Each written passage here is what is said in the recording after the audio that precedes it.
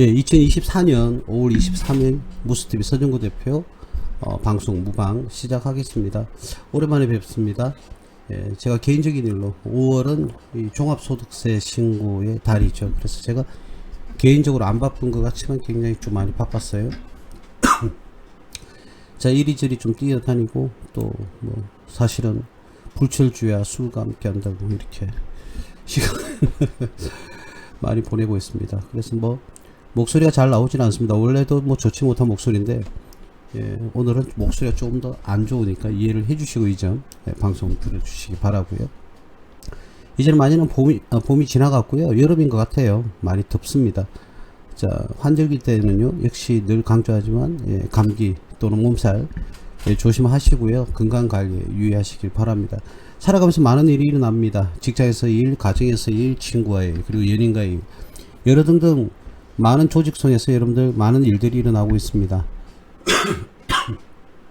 자, 누군가는 그 모든 것들을 긍정적으로 받아들이고요. 좋은 것만 생각을 합니다. 근데 누군가는 힘들고 안 좋은 것만 생각을 하게 되죠. 그런데 우리는 어차피 시간은 지나가고요. 내일은 또 옵니다. 오늘의 현재의 시간도 시계추는 돌아가고 있고요. 내일도 이 시간에는 시계추가 여전히 똑같은 시간대에서 흘러가고 있을 겁니다. 자, 이왕지사 흘러가는 시간 멈출 수는 없고요. 그리고 그 시간을 되돌릴 수도 없습니다. 돌이킬 수도 없어요. 자, 그러면 그냥 과거의 시간도 현재의 시간도 또 다가올 미래의 시간에도 긍정적인 사고로 바라보는 것이 아주 건전한 삶을 살아가는데 많은 활력소가 됩니다. 그러니까요, 우리 조금 더 방송 시작하기 전에 긍정의 마인드로요, 주식시장도 좀 바라보고요. 여러분들의 개인 라이프 삶도요, 지켜보는 게 좋지 않을까. 예, 긍정적인 눈은 긍정적인 결과를 가져온다고 그러죠. 예, 좋은 것만 생각하시면 됩니다. 나쁜 거 생각할 시간이 어디 있어요. 예? 좋은 거 생각할 시간도 부족한데, 그렇죠? 자, 이왕지사 지나갑니다. 지금도 시간이 지나가고 있습니다. 좋은 생각, 긍정적인 사고로 모든 것을 시각을 바라봐야 된다라는 부분 제가 한 번 더 말씀을 드리고요.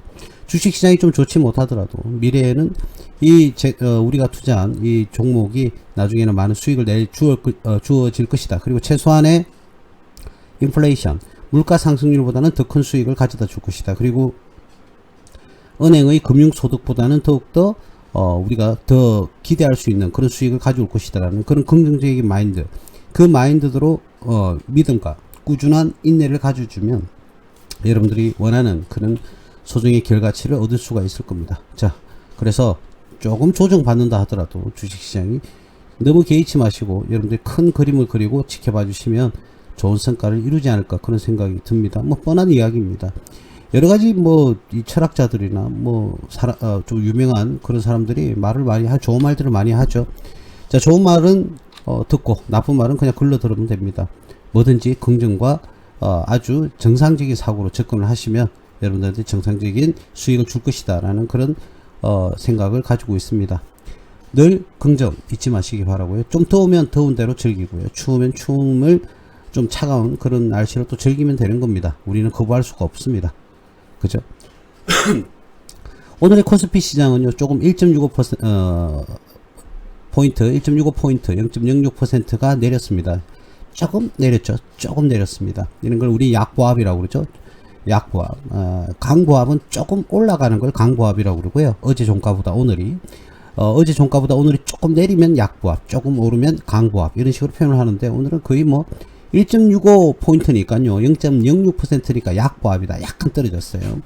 그래서 큰 의미는 없는데, 코스피는 지금 추세로는요, 이제는 상승 추세보다는 하락 추세가 조금 더 이어지지 않을까 그런 생각이 듭니다. 그래서 지금은 조정 기간이다. 예, 이렇게 생각을 하시면 되겠고요.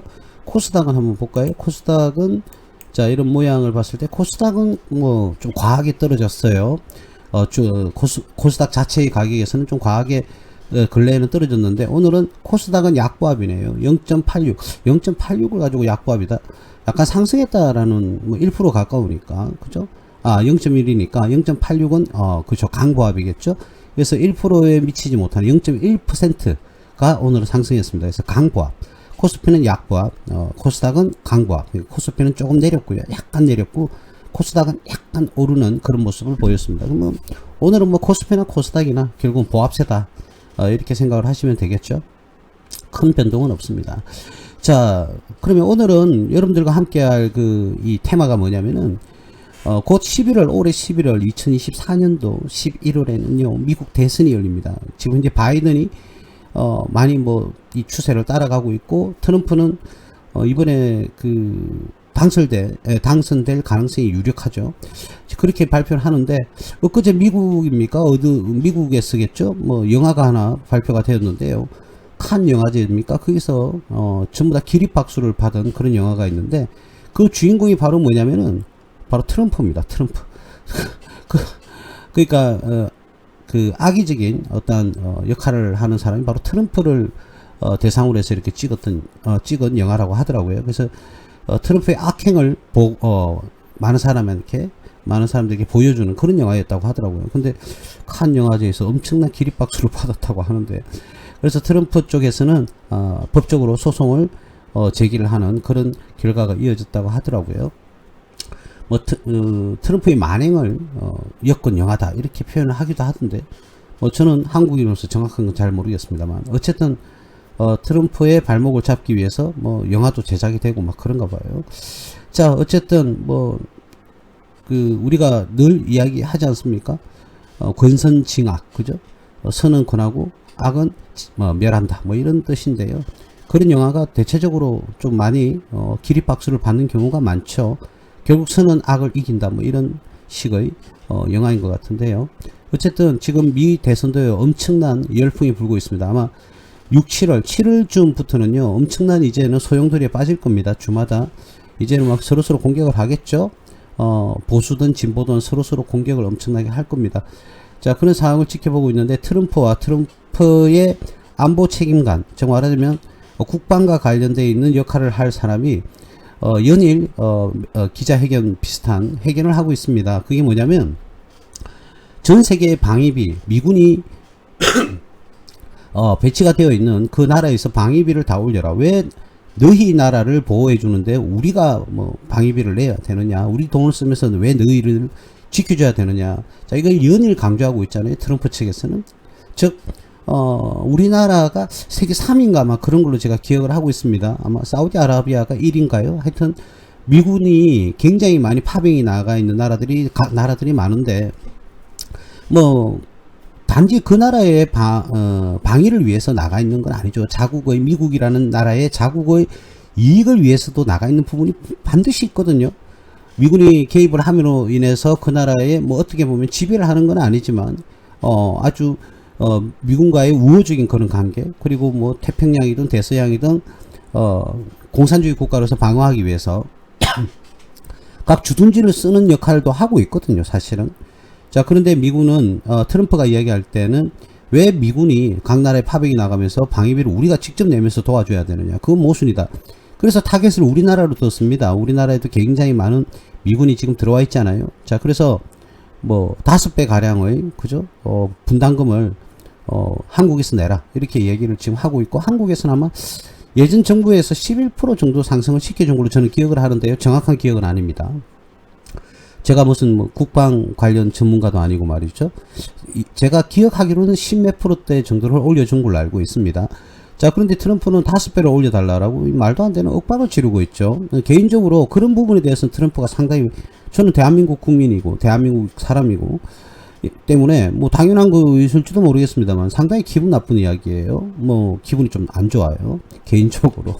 자, 근데 전체적인 그림을 봤을 때 우리가 자기들이 방위비 부담금을 올리기 위해서 5배 가량을 지금 올린 걸로 올려달라고 지금 주구장창 얘기를 하고 있는데, 안 그러면 철수하겠다고 이야기를 하죠. 철수.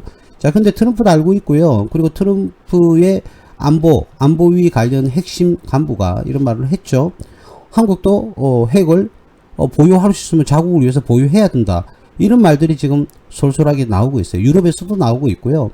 미국에서도 아주 대놓고 이야기를 하고 있습니다. 그럼요. 그러면 미군이 철수하면 우리는 NPT입니까? 핵 확산 금지 조약이죠. 거기 당연히 가입이 있는데요. 그럼 탈퇴를 우리는 자동으로 하겠죠. 아무래도 우리는 북한이라는 적, 그리고 그 옆에 바로 중국이 있고 그 옆에 바로 러시아가 있어요. 3대 뭐라고 할까요? 이 공산주의 국가가 우리나라를 감싸고 있습니다. 그럼 우리는 핵을 보유해야 할 명분이 생기게 됩니다. 그래서 우리나라의 핵 보유에 대해서 유럽이나 미국에서 말들이 굉장히 지금 많이 나오고 있습니다. 그래서 자체적으로 핵을 우리가 보유할 수 있는 보유국이 될 가능성이 높다. 우리는 명분이 있거든요. 북한을 맞대고 있고 북한 상대국인 뭐 적국이라고 해야 될까요? 제 표현이 맞는지 모르겠습니다만 그냥 우리가 단순하게 한번 이해를 해볼게요. 뭐 적국은 저는 북한이라고 생각합니다. 개인적으로. 왜 우리나라에 공격을 하니까. 예, 뭐 예전 뭐 여러 가지 사건이 있었지 않습니까? 뭐 입에 담기도 싫은 그런 사건들이 많았습니다.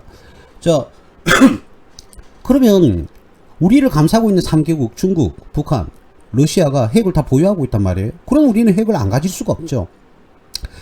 모 서울대 모 교수가 이런 말씀을 하셨어요. 우리나라가 마음만 먹으면 기술은 확보가 되어 있고요. 어떤 재처리 시설을 짓는데 대략 한 1년 정도 걸린다고 그러죠. 일반적으로. 재처리 시설을 물론 뭐 국회에서 통과가 되고 그런 행정법적 절차가 있어야 되겠지만 그걸 짓는데 한 1년 정도 걸리고 실제로 이제 핵을 생산을 하는 데까지 기술은 거의 다 확보되어 있다고 봐야 되죠. 뭐 99% 이상.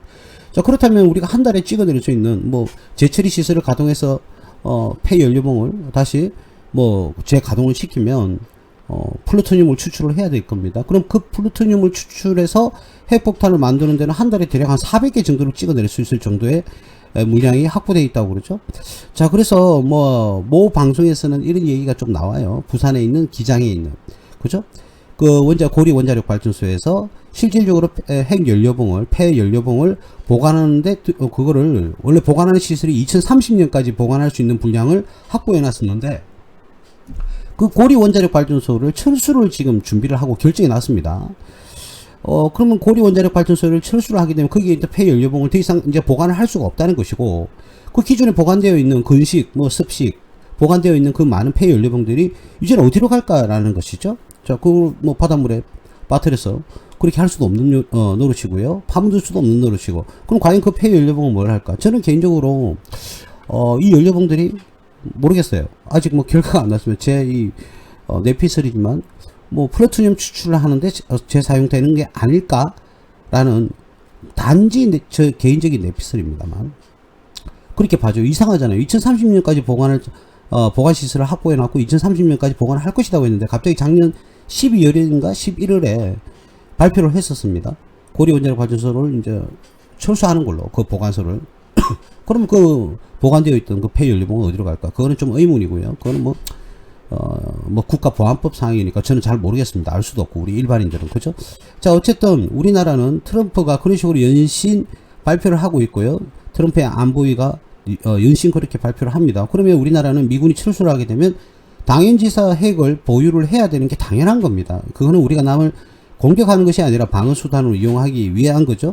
일명 고슴도치 전략이라는 것도 있긴 하지만, 예, 물면 자기도 다친다 이거죠. 그게 바로 고슴도치 전략인데, 어쨌든 그 전략을 우리는 실행을 할 수밖에 없어요. 우리나라의 자주국방을 위해서라도 당연히 그게 필요하겠죠. 그래서 우리는 당당하게 핵 보유국이 돼야 된다. 이건 제가 말하는 게 아니라 서울대에 있는 모 교수님이 언론에 나와서 말씀하시는 내용을 보면 우리나라는 최소 4,000개 이상의 핵을 보유할 수 있는 플루토늄을 추출할 수 있는 폐연료봉이 보관되어 있다, 확보되어 있다. 그렇기 때문에 기술은 당연히 확보되어 있고 마음만 먹으면 얼마든지 핵 미사일을 찍어낼 수 있다, 이렇게 발표를 했거든요. 그래서 제가 조만간 핵 미사일, 핵 폭탄이라고 해야 되겠습니까? 어쨌든 소형 핵이 원자 폭탄이든 중대형이든 잘은 모르겠습니다만 제가 그쪽 전문가는 아니니까 그거를 찍어내고 보관을 한다 그러면 일단 만들 수 있는 시설이라든지 기술이 필요하겠죠. 근데 그건 다 확보가 되어 있다, 이렇게 제 개인적으로 알고 있는데 여러분들도 조금만 유치해보면 우리나라 정도의 기술로 핵폭탄 만드는 거 아마 시군증 먹힐 겁니다. 그죠? 자, 그거는 충분히 될 것 같고요. 그러면 우리는 잠정적으로 핵 보유국이 되지 않겠느냐, 그렇게 생각이 들고 우리나라는 자주국방을 이제 실행을 해서 이제는 감히 우리나라에게 뭔가를 시비를 건다든지 또는 미사일을 공격한다든지 그럴 수는 없을 겁니다. 아무리 중국, 러시아라 하더라도 말이죠. 개인적으로는 빨리 통일돼서 우리나라가 이 지리적인 그런 여건, 조선족이라든지 좀 많이 확보를 했으면 좋겠어요. 현실 불가능할지는 몰라도. 그래서 우리가 땅이라도 좀 넓히고 좀 더 강한 부국한 나라가 되었으면 좋겠다라는 생각. 여러분들도 마찬가지라고 생각을 합니다. 어쨌든 강한 나라가 돼야 된다. 핵이 무조건 모든 걸 해결해 주진 않겠지만 그래도 감히 우리나라를 공격하거나 우리나라 국민들에게 협박을 할 수는 없게끔은 만들어야 되지 않을까요? 그런 생각이고 저는 개인적으로 그렇게 생각을 합니다. 물론 여러분들하고 생각은 다를 수 있는데요.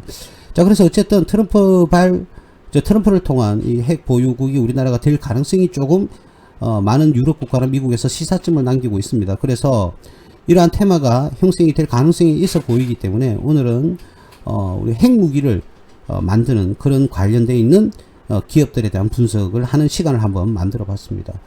뭐 좋은 테마는 아니겠죠. 그러나 자주 국방을 실현한다 그러면 나쁜 테마는 아니겠고, 어쨌든 이러한 것들이 잘 이용이 아니라 잘 해결이 되어서 원만한 그런 관계를 유지를 하기를 저는 개인적으로 바랍니다. 어쨌든 핵에 관련된 핵미사일, 핵무기와 관련되어 있는 그런 이제 그 종목군들을 한번 오늘 발췌를 해서 여러분들과 함께하는 시간을 한번 보내보려고 오늘 방송을 시작을 합니다. 자, 첫 번째는 스페코입니다. 스페코. 자, 우리 스페코는 여러분들도 잘 알고 있는 회사일 겁니다. 우리나라의 방산업들이 여러 가지가 있죠. 하나라든지 뭐 빅텍도 있고요. 그리고 뭐 현대 로템도 있고요. 그리고 하나오션도 있고 풍산도 있고 많은데요. 그 중에서 또 하나 스페코라는 그런 기업이 있죠. 이 스페코가 핵미사일과 관련되어 있는 그런 기업입니다. 기술적 분석을 한번 볼까요? 자, 기술적 분석은 많이 이렇게 하락을 기록을 했어요. 그죠? 자, 떨어지고 반등하고 다시 떨어지는 그런 모습을 보여줬습니다. 자, 그리고요, 지금은 뭐 삼각 수렴을 지금 하고 있어요. 삼각 수렴을 지금 하고 있는데 저점에서 이평선이 다 모이는 그런 모습을 지금 보여주고 있습니다. 그죠? 스페코. 약간, 지지선을 약간 하락을 했지만 다시금 상승을 하려는 그런 모습을 다시금 지지선 위로 다시금 상승을 하려는 그런 모습을 좀 보여주고 있네요. 예, 그리고 이평선들이 벌어졌던 이평선들이 다 수렴을 하면서 모이려고 하는 그런 모습을 보여주고 있습니다. 테마성이 좀 강하죠. 여러분들이 그 육안으로도 식별이 되겠지만 이런 테마성이 좀 강합니다. 한 번씩의 테마가 불면 뭐 소형 원자료, 원전 관련주, 뭐 무기 관련주, 이 여러 가지 테마가 엮여 있는 종목이 바로 이 스페코거든요. 자, 그래서 지금은 지지선을 확보하고 있고 하방 경직을 가져오면서 바닥권을 형성을 하고 있다. 바닥을 다지고 있다. 이렇게 보여지거든요.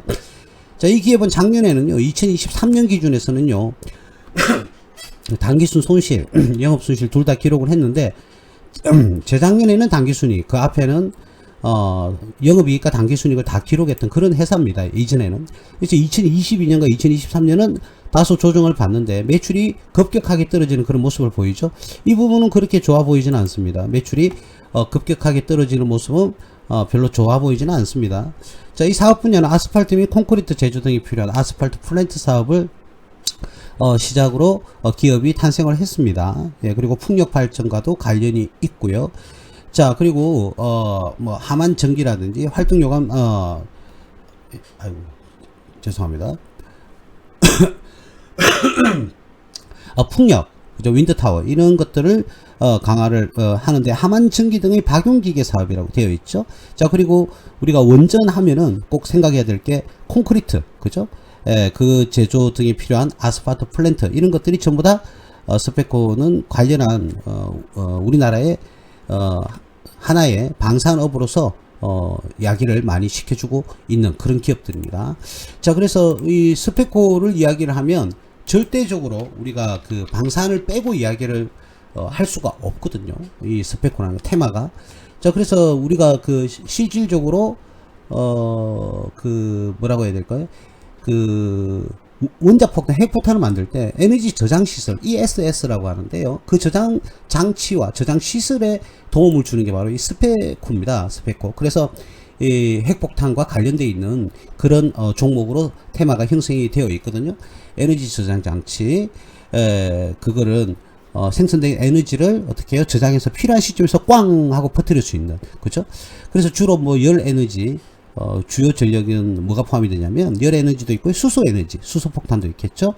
다양한 에너지를 저장하는 ESS도 존재하는데 이러한 ESS와 관련되어 있는 게 바로 스페코입니다. 그래서 이 스페코는 늘 핵폭탄과 관련된 핵미사일, 이 핵폭탄 핵미사일 말을 하니까 좀 좋은 그런 어감은 아닙니다. 그죠? 자, 어쨌든 그와 관련되어 있는 기술을 보유하고 있는 기업이 바로 이 스페코입니다. 그 외에도 이 스페코는 그 외에도요, 뭐 풍력강도 당연히 진행을 하고 있습니다. 그래서 여러 가지 좀 테마가 보는데 아쉬운 거는 뭐냐면 매출이 점점 전차적으로 좀 많이 떨어지고 있어요. 그래서 조금 불안한 건 있죠. 그래서 2024년 올해 1, 4분기에도 손실을 이렇게 기록을 하고 있어요. 그래서 조금 들어가기에는 조금 부적절한 이제 기업이 된 것 같아요. 스페코는. 그래서 핵무기를 제조하는 핵무기 제조와 관련되어 있는 기업들은 또 다른 기업도 있으니까 재무 상태, 재무 건전성과 매출의 기준으로 봤을 때는 이 스페코가 엄청나게 이제 매출이 많이 떨어지고 있는 그런 모습을 보이고 있다는 지점은 조금 걱정스러운 그런 부분이 없지 않아 있습니다. 그래서 아무래도 이 기업은 풍력과 관련된 사업에서 많이 이렇게 나오죠. 손실이 많이 발생했어요, 지금. 그리고 이익도 많이 감소를 해버렸어요. 그래서 풍력광은 아무래도 우리가 친환경 에너지에는 포함이 되지만 그 에너지 효율에 대한 그리고 그 에너지 사업을 하면 국가 지원금을 주거든요. 풍력광 사업을 한다 그러면 그 지원금을 받고 우리 하청업체에 대금을 지급을 해야 되는데 대금을 아직 미회수한 그런 금액이 많은가 봅니다. 그래서 이 기업은 재무 건전성이 굉장히 좀 떨어지고 있는 그런 기업입니다. 우리는 굳이 아무리 우리가 뭐 그 테마가 분다 하더라도요. 아무리 그 테마가 분다 하더라도 기업의 재정력이 이렇게 조금 안 좋아지는 그런 기업은 우리가 투자를 자제해야 되겠죠. 그래서 제가 먼저 설명을 하지만은 이 기업은 좀 들어가기에는 재무적으로는 좀 힘들다. 그래서 다른 핵 무기 관련 주도 있으니까 다른 종목을 보고요. 검토를 해본 다음에 투자 의사결정을 하는 게 맞지 않겠나. 예. 개인적으로 예, 그렇게 생각을 합니다. 자, 그래서 근데 테마성은 일단 강합니다. 테마성은 이렇게 테마성은 강하죠. 테마가 불 때 민감도는 굉장히 강하다. 이런 점을 말씀을 드릴 수가 있는데 몰라요. 그냥 큰 수익을 얻기 위해서 하이리스크를 고위험을 안고 투자하기에는 조금 무리가 있어 보이지 않느냐. 예, 저는 늘 여러분들께 말씀드리지만 기업이 아무리 테마성이 강하고요. 또는 기업의 어떤 그 테마가 강한다 하더라도 테마가 강하든 아니면 테마성이 강하든 재무 건전성이 없을 때는 저는 투자를 하지 않습니다. 그래서 여러분들 이 부분은 꼭 염두에 두고요. 염두에 두시고 여러분들이 투자를 해야 됩니다. 아시겠죠? 그리고 뭐 이 스페코는 그 한 달 전인가요? 그 자회사라고 해야 될까? 종속회사가 있는데 스페코 윈드 파워라고 있어요. 그 회사도 그러면 감자를 결정을 하기도 했었거든요. 그래서 조금 여러모로 재무 건전성이 조금 떨어지지 않느냐 그렇게 봐지고요. 이 스페코는 또 아스콘 관련 테마 아까 아스팔트라고 그랬죠. 아스콘 관련 테마로도 많이 움직이긴 하거든요. 그래서 테마가 좀 다양하다 이렇게 보시면 되겠습니다. 그래서 과연 내가 이 고위험을 안고요 이 기업에 투자를 하겠다. 고위험 고수익이니까 그죠? 하이리스크 하이리턴이니까 그런 목적으로 나는 그런 걸 즐긴다 하시는 분은 뭐 기술적 분석을 가지고 투자를 하시면 되겠지만 저는 개인적으로 글쎄요. 재무 건전성이 많이 떨어지기 때문에 이 기업은 여러분들에게 추천은 드리지는 않겠습니다. 어쨌든 그런 부분을 좀 염두에 두시면 되겠고요. 그 다음 빅텍입니다. 자, 빅텍은 여러분들 잘 아시잖아요. 빅텍은 말 안 해도 되죠. 우리나라의 대표적인 그 방산업 중에서 하나죠. 빅텍이. 그죠? 그래서 이 빅텍은 뭐 똘똘 뭉쳐 있습니다. 방위 산업에 똘똘 뭉쳐 있어요. 근데 이게 왜 핵 무기 관련주냐? 이거는 그 전원 공급 장치, 핵을 뭐 터트리든지 뭐 그러겠죠. 그죠? 그게 일단 전원 공급 장치, 그리고 시스템 방향 탐지 장치입니다. 좀 어떻게 전자전이니까 전자전 시스템 방향 탐지 장치니까 내가 봤을 때 뭐 유도탄 관련이지 않을까? 그죠? 그런 시스템을 다 만들어냅니다. 방향 탐지 장치. 뭐 유도 기술, 순항 미사일이 있고 탄도 미사일이 있는데 이 순항 미사일의 미래 타격도와 정확도가 엄청나죠. 이 순항 미사일은. 뭐 탄도 미사일은 좀 오차가 좀 있습니다만 순항 미사일은 타격도가 굉장히 정확합니다. 그러한 방향 탐지 장치 그리고 군용 전원 공급 장치를 만들어내고 있어요. 예. 그리고 여러분들 알고 계시는 이 빅텍은 뭐냐면 그 공공 자전거 있잖아요. 그 사람 뭐 이렇게 충전해 가지고 요금 결제해 가지고 길거리에 뭐 세워두는 겁니까? 뭐 그거 공공 자전거 무인 대여 시스템이라고 하죠. 그게 근데 그게 자전거 그게 맞는지는 모르겠는데 그 대여 사업도 이 빅텍에서 하고 있거든요. 빅텍에서 그런 것도 있는데 아무래도 빅텍 하면은 방위 산업이 그 독보적인 테마를 가지고 있죠. 우리나라에서 지금 자체적으로 개발한, 이제는 자체적으로 개발했다고 말할 수 있는 전투기 KF-21.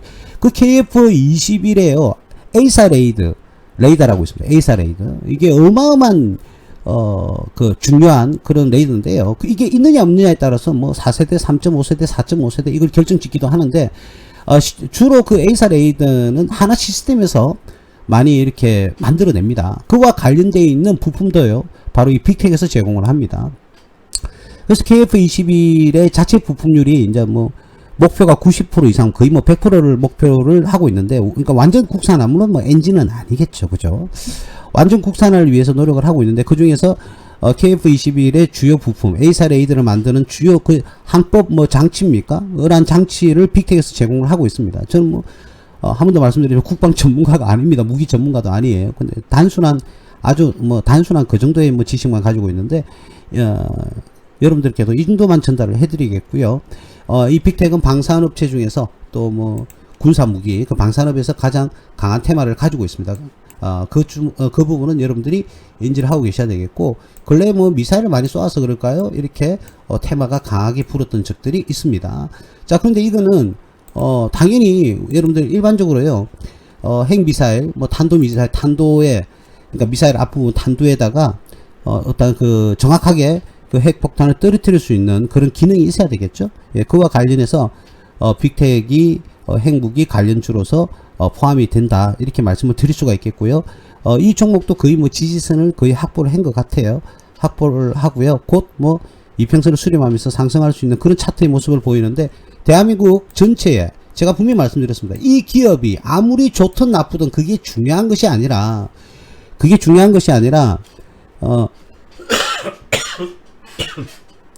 국가 전체의 어떤 코스피 시장과 코스닥 시장이 전체적으로 어떻게 주가가 하락을 한다. 예를 들어서 금리를 인상한다든지, 그죠? 자, 그리고 대외적인 그런 경제적인 위기가 온다 그랬을 때는 그 기업이 아무리 기술적 분석상 상승을 할 수 있는 타임인데도 불구하고 누를 수밖에 없는 그런 타임이 오기도 하거든요.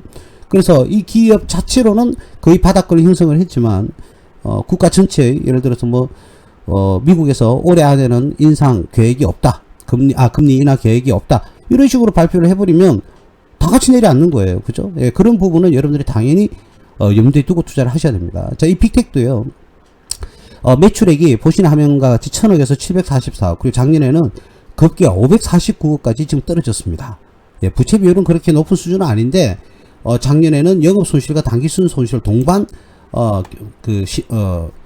손실이 형성이 되어 버렸어요. 그래서 뭐 BPS 가격은 1940원 정도 뭐 수렴을 하고 있는데, 어쨌든 손실을 기록하면서 매출이 떨어지는 거는 굉장히 곤란합니다, 지금. 자, 그런데 이 회사는 제가 서두에 말씀드렸듯이 KF21 전투기가요, 몇 대인지는 잘 모르겠어요. 제가 들은 게는 2027년인가 2030년도까지 우리나라에 120대 정도를 배치를 한다. 초기 물량이 40대인가요? 뭐 그랬던 것 같은데요.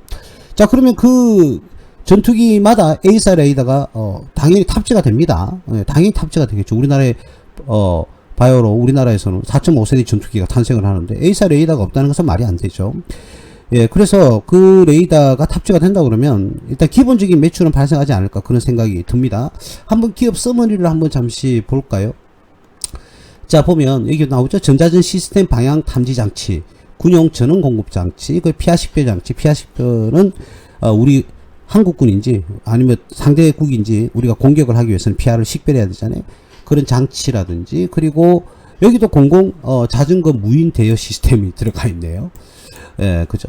자, 그렇게 하고 있습니다. 제가 아까 조금 전에 이야기를 했네요. 그죠. 한 내용 이 또 여기 나오고 있습니다. 그리고 소형 전자전 장비, 전자전 장비입니다.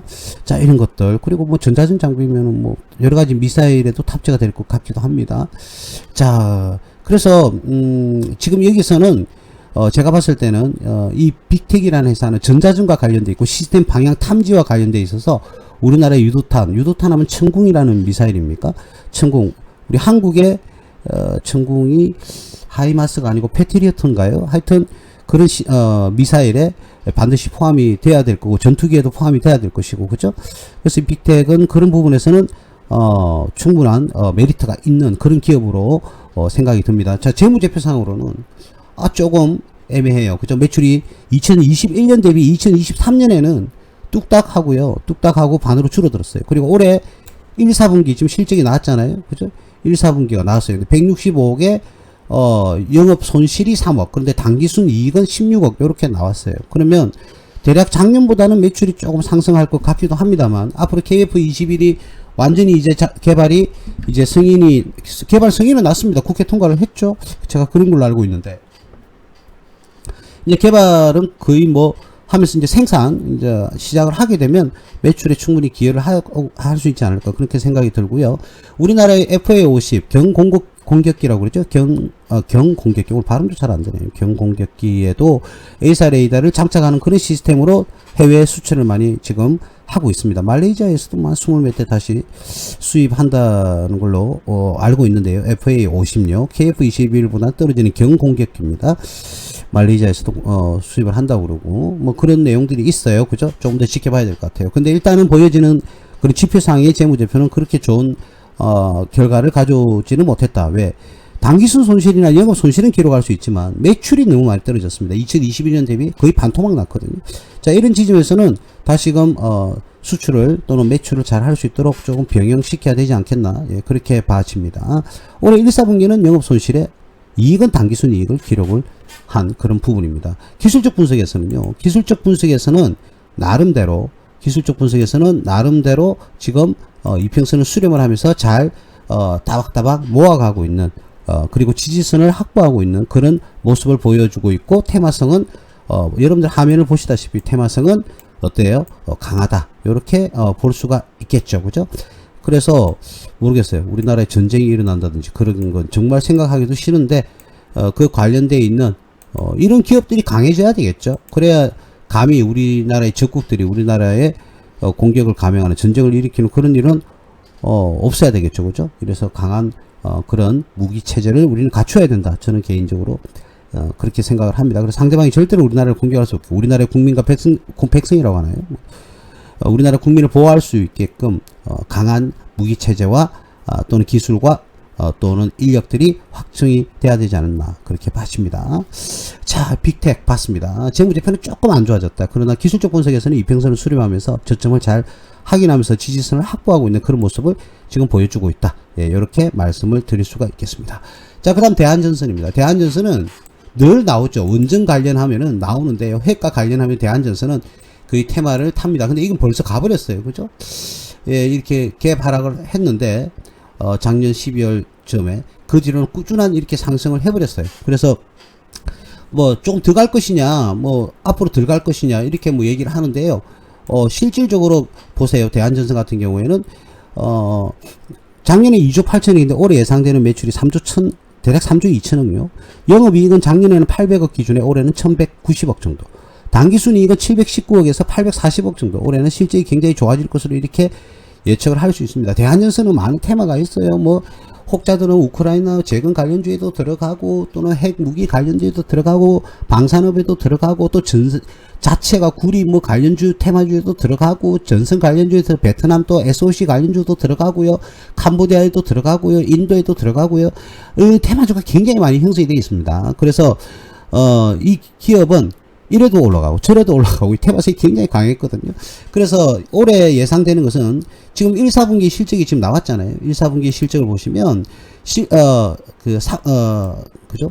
1, 4분기에 7,885억의 매출을 달성을 했고요. 그래 되면 대략 예상하는 게 3조 2천억 정도 나와요. 영업이익도 288억. 영업이익은 조금 부족한데 거의 1년치 환산을 하게 되면 요 기준이 나옵니다. 이 기준이 딱 나와요. 그래서 이건 충분한 어떤 그 기업이 예측하고 있는 그 정도의 실적이 나오지 않을까, 그렇게 봐지는 거거든요. 예, 충분히 1, 4분기 실적에도 그렇게 1년치 환산에 준하는 그런 실적이 나왔습니다. 그리고 퍼가 지금 이제 올해 예상되는 퍼가 41입니다. 작년보다 지금 당기순이익이 늘었거든요. 늘었는데 지금 이제 퍼는 예상되는 게 17.81이었고 작년은, 올해는 41이었습니다. 41로 지금 바뀌어져 있어요. 자, 이거는 무엇을 말하느냐면 바로 EPS 값이거든요. EPS 값. EPS가 왜 떨어지지? 이게 주당 순이익이거든요. 작년에 주당 순이익은 당기 순이익 719억일 때 주당 순이익이 514억이에요. 근데 올해는 당기 순이익이 800억을 예상하는데 EPS가 455원으로 오히려 뭐합니까? 떨어지는 그런 모습을 보이거든요. 이거는 자본의 변동이 뭔가가 올 겁니다. 그렇게 해서 퍼가 이렇게 훅 하고 올라간다. 자본의 변동이 올 겁니다. 뭐 설마 뭐 유상증자 이런 건 오지는 않겠죠. 그건 한번 지켜봐야 되겠고요. 지금 현재 우리가 업종 퍼는 84고요. 그리고 이 퍼는 36.28이라고 나와 있잖아요. 자, 이 36.28은 지금 현재 여기에 형성되어 있는 그 퍼가 아니고요. 여기 있는 퍼가 아니고요. 1, 4분기에 나오는 실적을 봐야 될 겁니다. 그걸 보고 반영을 해야 되는데 거의 36.28의 언저리에서 형성이 될 것이다. 저는 그렇게 봐지는데 어쨌든 지금 업종포 대비 2분의 1 수준이죠. 그럼 아직까지 2배는 더 올라야 되는 가격이 정상 가격이다라는 것을 보여준다고 했을 때 목표 가격은 여기까지 36,000원대 이렇게 볼 수가 있는데 실질적으로 이만큼 가지는 않죠. 시간이 좀 상당히 걸릴 수도 있고요. 자, 그런데 근래에는 가파르게 이렇게 상승하는 모습을 보여줬어요. 자, 결정적인 하자가 있습니다. 11,530원대에 갭이 하나 있거든요. 자, 이 갭을 과연 매우로 내려왔다가 올라갈 건지 아니면 올라갔다가 다시 떨어지면서 메울 건지 그거는 여러분들 시간이 좀 지나봐야 알겠다. 이 종목은 벌써 가버렸어요. 이렇게 상승을 해버리는 그런 모습을 보여줬습니다. 여기 뭐 권리락도 하나 발생되어 있고요. 자, 그래서 올해 2월 달에 요 권리락이 아마 자본의 변동을 가져올 것 같은데요. 그래서 아까 퍼가 이익은 더 증가했는데도 퍼는 더 높아져 버렸죠. 자, 이런 부분 여러분들이 만약 이 기업에 투자를 한다 그러면 이 권리락이 무엇에 대한 권리락인지 확인 정도는 해야 될 것이고요. 제가 오늘은 뭐 테마 구성하는 것만 기업을 지금 가져왔기 때문에 정밀 분석은 이루어지지 않는 상태입니다. 그래서 이거는 확인이 안 되어 있는 상태입니다. 자, 갭이 하나 발생되어 있고요. 지금 사실은 이런 종목을 좋아하게 돼요. 바닥을 찍고 쭉 상승한 종목에 올라타는 그런 사람도 있고요. 바닥권을 형성할 때 이렇게 이제 상승하기 전에 바닥권을 형성할 때 투자를 하는, 그죠? 이런 투자 방식이 있는데 보통 보면은 많은 개인 투자자님들은 이렇게 상승을 할 때요 많이 올라타는 경향이 있어요. 그래서 고점에 많이 물리거든요. 그래서 제가 여러분들께 늘 말씀드리는 거, 이평선을 수렴하는 지역, 자, 이평선을 다 모으고 있는 그런 지역에서 늘 투자를 해라 이렇게 말씀을 드리지 않습니까? 예, 역시나 이평선을 수렴한 후에 급등하는 그런 모습을 보여주는 하나의 예를 보고 계십니다. 그죠? 자, 이 부분 절대 잊지 마시고요. 그러면 이런 이평선이 수렴이 되려고 그러면 뭐가 돼야 된다고 그랬죠? 중요한 정보입니다. 이러한 이평선이 수렴이 되려면 반드시 하방 경직이 와야 된다. 이 말씀을 드렸을 겁니다. 자, 그래서 하방 경직 다음에는 반드시 이평선이 수렴이 되고 그 이후에 시세가 불출된다. 제가 이건 공개적으로 말씀드리면 안 되는 내용이에요. 근데 여러분들에게 실제로 그렇습니다. 한번 여러분들도 경험을 해보시면 놀랄 건데 제가 이런 부분을 말씀드리면 안 되는데 여러분들 그 반대로 말하면 이런 부분은 꼭 머릿속에 염두해 주시고 여러분들 투자할 때 도움이 되시길 바라겠습니다. 그래서 항상 주가는 이평선이 수렴이 되면서 하방 경직이 오면서 이평선이 수렴이 되고 그 위에 그 뒤에 이렇게 상승을 가져온다. 예, 이런 말씀을 제가 한 번 더 말씀을 드리겠습니다. 예, 그런 부분에서 한번 학습의 시간이 여러분들이 필요하겠다. 근데 대한전선은 벌써 뭐 가버렸으니까 뭐 벌써 상승한 종목을 좋아하시는 분은 뭐 또 들어가겠죠. 예, 투자에 대한 책임은 본인에게 있습니다. 저는 이렇게 상승을 한 이후의 모습의 종목에는 투자하지 않습니다. 하지 않고요. 요것도 한번 볼까요? 앞에서도 보세요. 하방 경직이 왔어요. 경직이 오고 이평선이 수렴이 되고 상승을 똑같은 모습을 지금 보여주고 있지 않습니까? 자, 이 툴에 따라서 여러분들이 투자를 하시면 기술적 분석에서는 어느 분석보다 여러분들 굉장히 많이 도움이 될 것을 저는 자명합니다. 그래서 여러분들 잘 이용을 하셔서 투자를 하시길 바라요. 그래서 저점에 잡아서 더 큰 수익을 낼 수가 있는 거죠. 위험하게 이렇게 상승한 다음에, 그죠? 상승한 후에 여러분들이 들어가면 물론 수익은 날 수는 있습니다만은 차후에 이때부터 조정을 받기 시작하면 여러분들 오랜 시간 동안 손실에 묶여버리겠죠. 예, 이런 부분 여러분들 조심을 좀 하시면서 투자를 하시기 바라겠습니다. 자, 대한전선 봤습니다. 자, 한일단조입니다. 한일단조는 이 기업은 뭐 말 그대로 단조회사예요. 단조회사인데 어떤 부분을 만드느냐면요.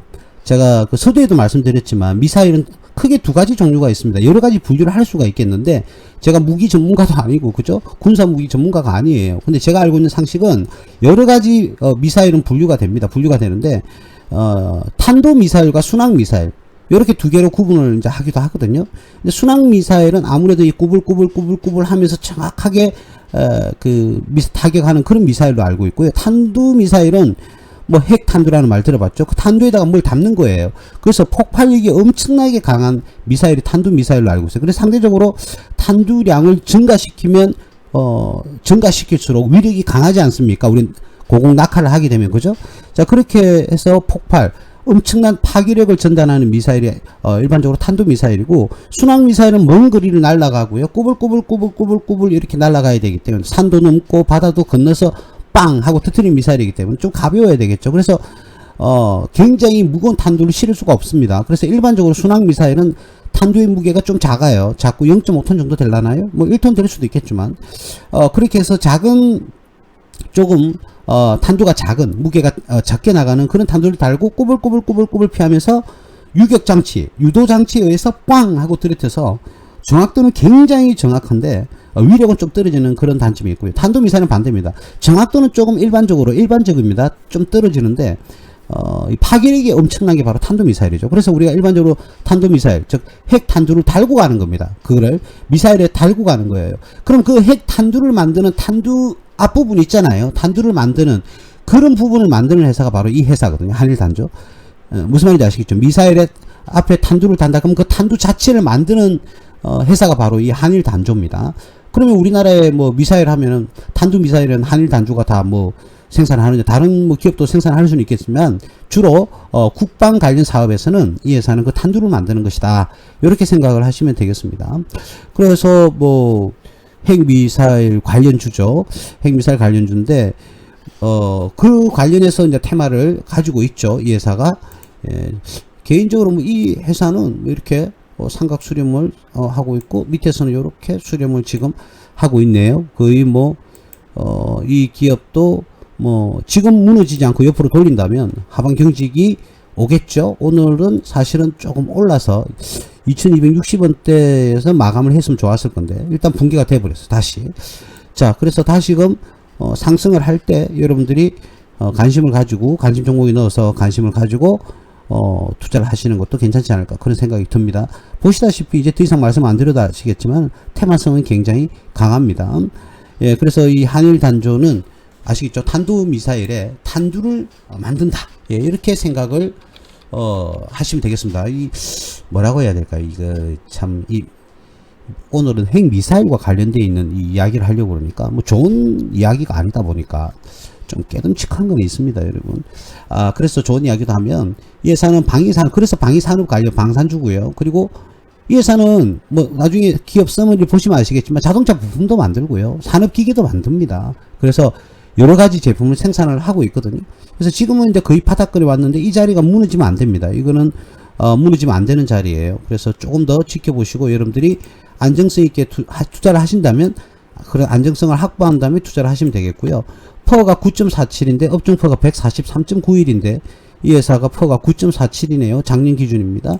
자, 그래서 아직 올해 1, 4분기 실적은 지금 안 나왔습니다만은 작년 실적 기준에는 재작년과 1774억, 1782억 꾸준한 매출을 달성하고 있고요. 영업이익은 146억에서 152억, 당기순이익도 72억에서 78억, 작년 2023년 기준의 퍼는 9.66이고요. 이 기업의 업종 퍼는 143입니다. 뭐 이 비교 자체를 할 수 없죠. 자, 퍼 하나만 가지고 이야기를 한다면 너무너무 저평가되어 있는 그런 기업이라고 할 수가 있습니다. 예, 그거는 여러분들이 참고를 조금 하시면 되겠고요. 여기 나오네요. 동사는 단조회사로서 자동차 동력 전달장치, 그리고 산업장비 부품 공급, 그리고 방산산업을 영위한다. 첨단 정밀 자동차 부품 이런 것들도 만들고 있고요. 세계적으로 유명한 자동차 부품 및 완성차 제조업체를 거래처로 확보하고 있다. 이 자동차 부품에도 실적을 잘 기록을 하고 있다. 예, 이렇게 보시면 되겠죠. 예, 그래서 하나만 그것만 만드는 것이 아니라 여러 가지 품목을 만들어내는 그런 기술력을 확보하고 있는 회사다. 이렇게 생각을 하시면 되겠습니다. 그래서 이 한일단조 같은 경우에는 지금 현재는 굉장히 저평가되어 있다. 이렇게 뭐 볼 수 있겠죠. 퍼 기준으로. 근데 부채 비율이 빨리 이 부채를 점점 줄어들고 있는데 작년보다 123억에서 123%에서 108% 떨어졌어요. 올해는 좀 더 떨어지길 기대를 한번 해보겠고요. ROA, ROE 기준도 많이 이제 좀 상승하는 그런 모습을 보여주고 있습니다. 오늘 발음이 너무 안 되네요. 죄송합니다. 근데요, 이 BPS를 보시면요, BPS가 3,808원이에요. 근데 지금 주가가 2,225원이죠. 이거는 뭘 뜻하느냐? PBR 값이잖아요. 이 회사의 장부 가치가 3,800원인데 주가는 2,225원. 장부 가치는 청산 가치예요. 기업을 청산한다 그러면 한 주당 3,800원을 주는데 지금 주가는 2,225원이다. PBR 값도 상당히 뭐 저평가되어 있다. 이렇게 볼 수 있겠죠. PBR 값도 PBR 값도요. 굉장히 저평가되어 있을 거다. 0.59 정도밖에 안 되네요. PBR도. 그죠? 그러니까 대략 PBR 기준으로 했을 때도 한 40% 정도 그냥 단순 계산해서 40% 정도는 더 상승해야 지 값어치를 가져올 수 있다. 이렇게 보여집니다. 그리고 방산뿐만 아니라 자동차 부품, 산업 기계도 제품을 생산을 하고 있다. 이런 부분에서는 여러 가지 기술력은 있다. 이렇게 봐줘야 되겠죠. 그래서 제가 보는 관점은 기술적 분석과 기본적 분석에서는 조금 뭐 우리가 안정적으로 투자하기에는 이 기업이 뭐 괜찮지 않나. 그렇게 조금 봐집니다. 근데 주가가 급등과 급등. 2021년 뭐 이때 이런 식으로 뭐 상승을 하면 저도 좋겠습니다만 그렇게까지는 기대하기는 좀 힘들지만 삼각 수렴을 아까 하고 있었죠. 삼각 수렴을 지금 하고 있습니다. 그러니까 상승이냐 하락이냐를 결정짓는 그런 이제 시점이 다가오고 있다는 거죠. 그래서 제가 뭐죠 이거 오늘 왜 이러는지 모르겠네. 자꾸 이렇게 줄도 삐딱삐딱 마음이 삐딱삐딱 해서 그런가요? 이렇게 어쨌든 이렇게 수렴을 해서 삼각 수렴에 다가가고 있다. 자 그러면 끝점에서 상승과 하락을 만드는 변곡점이 강하게 생길 겁니다. 개인적으로 좀 상승을 해서 우리 투자자 여러분들이 수익을 많이 좀 실현을 했으면 좋겠습니다. 수익도 확보도 하시고 그죠? 예 그렇습니다. 또 뭐 한 종목이 더 있나요? YG1이라는 회사도 한번 볼까요? 자 YG1이라는 회사도 한번 보겠습니다. 이 회사도 삼각 수렴을 하고 있네요. 딱 보니까 자 이런 식으로 삼각 수렴을 하고 있습니다. 이 꼭지점으로 다가가면 다가갈수록 강한 상승이냐 추가 하락이냐를 결정짓거든요. 그래서 변곡점이 점점 다가오고 있는데 이러한 삼각 수렴 밑에는 수평 위에는 대각선일 경우에는 일반적으로는 70% 정도는 상승할 가능성이 높다 이렇게 얘기를 하는데 과연 이 종목은 그러면 그걸 믿고 투자하기에 기업은 안정성이 있느냐 그걸 한번 볼까요? 자 YG1 한번 보면은 자 YG1 같은 경우에는 2023년 퍼 기준으로 했을 때 8.39가 나와 있네요. 8.39 그죠? 이게 8.39가 나와 있어요. 8.39인데 업종포는 143.91. 한일 단조가 똑같았나요? 굉장히 이 기업도 저평가되어 있죠. 퍼 기준으로는. 자 매출 한번 볼까요? 4,500억, 5,400억, 5,500억 꾸준하게 매출도 이렇게 발생을 하고 있습니다. 그죠?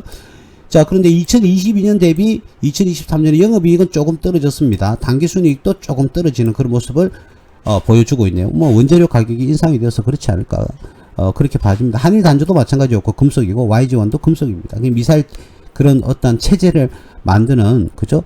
표본을 만드는 그런 기업이 아니겠나 그렇게 봐지고요. 유보율도 괜찮고요. 근데 이 기업은 왜 이렇게 이익이 잘 나는데 부채 비율이 이렇게 높은지 모르겠어요. 부채 비율은 좀 낮출 필요성은 있는데 물론 이 부채 비율이 이자를 동반하느냐 그렇지 않느냐의 차이는 있습니다. 일시적인 부채 증가로 인해서 12월 31일 연말에 그렇게 부채가 생겼다가 또는 연중에는 또 소멸되는 그런 모습을 보여주기도 합니다만 글쎄요 조금 부채가 조금씩 하락을 하는 그런 모습을 보여주었으면 좋겠다. 자 일단은 영업이익이 조금 떨어지다 보니까 마진율이 10%대를 형성을 하고는 있습니다만 그쵸?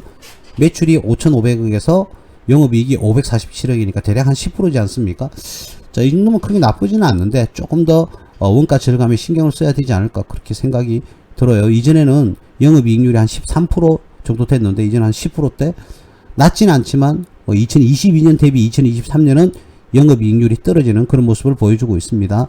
자 근데 여기서 하나 또 짚고 들어봐야 될 것이 BPS가요 1244원이에요. 뭐 시설장치나 기계장치가 구비가 되어 있으니까 BPS가 많을 수밖에 없고요. 근데 주가는 5,670원입니다. 그죠? 자 그러면 뭡니까? 이게 청산가치라고 그랬잖아요. 장부가치 청산가치. 청산하면 한 주당 1,200원인데 지금 거래되는 것은 5,600원이다. 예, 상당히 저평가되어 있다. 그러면 이것도 이 종목도 한일 단조처럼 PBR 값이 그렇죠. 0.56. 그러니까 40%도 안 되는. 40% 정도 상승을 해야 된다. 근데 이 기업은 거기에다가 배당까지 4.9%나 줍니다. 그죠? 예, 뭘 손대야 될까요? 이 회사. 어떤 게 문제일까요? 자, 한일 단조는 아까 배당을 한번 보고 배당은 없네요. 한일 단조는 왜 배당도 안 주는 거지? YG1은 배당도 많이 주는데. 아이고. 그죠? 그건 5% 가량 주는데. 화가 나네요. 그죠? 왜 두 회사는 다른 거야? 뭐 이유가 있겠죠. 어쨌든 한일단조와 YG원은 상대적으로 재무 건전성이 앞에 빅텍이나 스페코, 뭐 대한전선은 벌써 가버렸고요. 빅텍이나 스페코보다는 오히려 더 재무 건전성은 안전하다. 그리고 다른 테마가 있다. 그죠? 이렇게 확인을 할 수가 있었습니다. 그래서 여러분들 투자 의사 결정을 하실 때는 이런 부분을 잘 반영을 해서 투자 의사 결정을 내려야 되겠고요. 아무래도 저는 늘 강조하지만은 여러분들이 개개인의 어떤 경제 활동, 경제적인 자유도 중요하지만 경제적 안정, 즉 말하자면 잃지 않는 투자를 하시는 것을 늘 권해드립니다. 그래서 안정성은 있는 그대로 말씀드리면 이 YG원과 한일단조가 더 뛰어나다. 핵 미사일 관련 테마주로서는 YG원과 한일단조가 빅텍이나 스페코보다는, 대한전선은 벌써 가버렸고 다른 기업도 많겠죠. 핵 관련 기업은 많을 겁니다. 근데 대표적인 기업을 제가 한번 뽑아봤는데 재무 건전성은 한일단조와 YG원 이 두 가지가 있다. 근데 YG원은 부채율이 한일단조보다는 조금 많고요. 대신 배당은 한일단조는 지급하지 않았지만, 물론 뭐 작년에 경제적으로 좀 안 좋았으니까 그럴수록 좀 배당을 많이 주면 좋겠는데, 어쨌든 YG원은 거의 5%에 가까운 배당까지 줬다. 이런 장단점이 조금 가지고 있습니다. 그리고 주주 입장에서는 배당을 주면 좋긴 하겠죠. 근데 실질적으로 배당을 줘서 좋은 사람은 대주주들이 좋지, 우리 같은 개미 투자자는 그렇게 썩 만족할 만한 수준의 배당은 아닐 겁니다. 그죠? 우리가 투자 금액이 작다 보니까 그래도 없는 것보다는 훨씬 낫죠. 배당금이. 그죠? 은행 이자 정도만 나오고 따로 자본소득이 또 나오면 우리는 이중소득을 취득을 할 수가 있으니까. 그죠?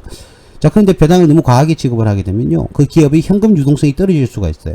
그렇기 때문에 너무 과하게 준다고 해서, 물론 현금이 남아 돌아서 지급하는 그런 기업은 좋죠. 좋은데 현금이 그냥 뭐 그렇게 넉넉하지 못한 상태에서 무조건 배당을 높이라, 이것은 그렇게 좋지 않습니다. 그죠? 그래서 배당을 과하게 주어서도 사실은 안 된다. 무리수가 따른다는 거죠. 그럼 나중에 기업이 결손이 났을 땐 또 돈 없어가 대출해가지고 이자 펑펑 지급하고 주주한테 줄 배당금을 은행이 이자로 갖다 준다. 이거는 뭐 좋지 못한 그런 경영 방식이라고 할 수 있습니다. 물론 금리가 인하가 되어서 레버리지 효과를 기대한다면 굉장히 좋은 현상이라고 할 수 있겠지만, 단지 무조건 그렇게 운영이 될 것이다 라고 기대하기는 또 쉽지는 않습니다. 정확성이 좀 떨어질 수 있죠. 예, 오늘은 여러분들과 핵무기 관련주에 대해서 5가지, 빅텍, 스페코, 그리고 대한전선, 그리고 YG원, 그리고 한일단조 5종목에 대해서 한번 분석을 해봤는데요. 여러분들이 마음에 드시는 기업이 있었는지 모르겠습니다. 어쨌든 현명한 투자, 훌륭한 투자, 그리고 정직한 투자, 재무건전성이 높은 기본적 분석에 입각하고 기술적 분석을 참고로 한 그런 투자가 여러분들이 투자의 프레임이 되었으면 좋겠습니다. 2024년 5월 23일 무스TV 서정구 대표 무방, 여기까지 하겠습니다. 감사합니다.